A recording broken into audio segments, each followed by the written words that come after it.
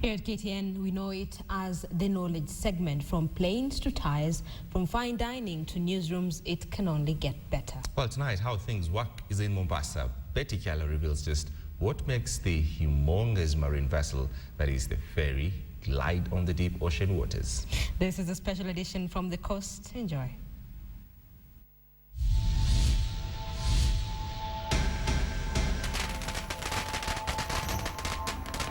She is strong. Her presence is undoubtedly bold. 1,500 people on her belly. She is massive. Yet, she can float with her 500-ton of body mass.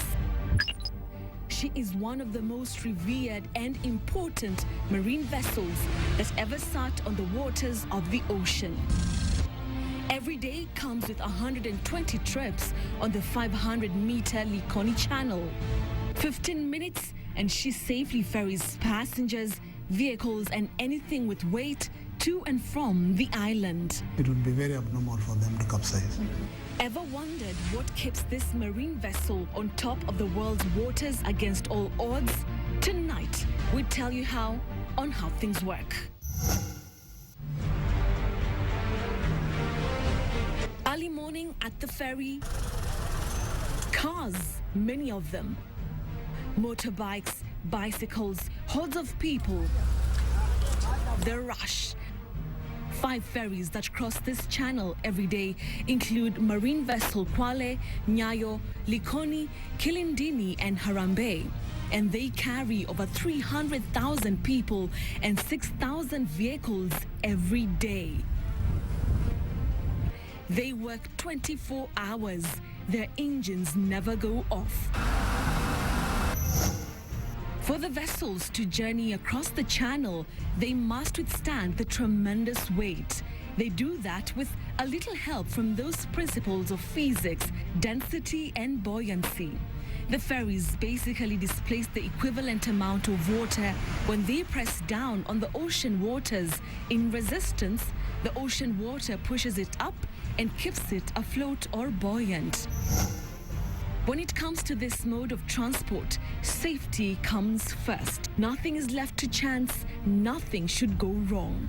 According to its engineers, it would take more than 48 hours for the ferry to sink, which they say is next to impossible. And engineers here say the flat bottom base of the vessels make capsizing almost unimaginable.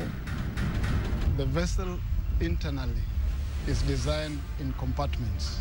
If you had a hole in one section, one part of the vessel, that hole will only lead to one compartment. That alone cannot take the vessel down.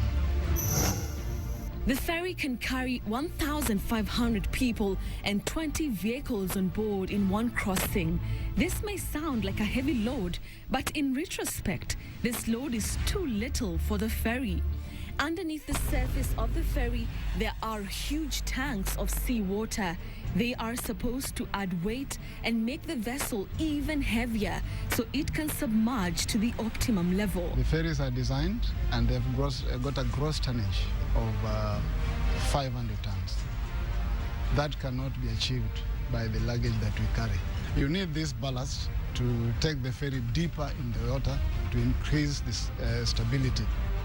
On board, the ferry has 1,000 life jackets as an emergency precaution. We have the buoyant apparatus. These are the box type apparatus, which are about 150 in number, and each one of them can save 10 people. Just like cars, ferries too have engines, 2 big ones, and very thirsty. Taking 52 liters of diesel every hour.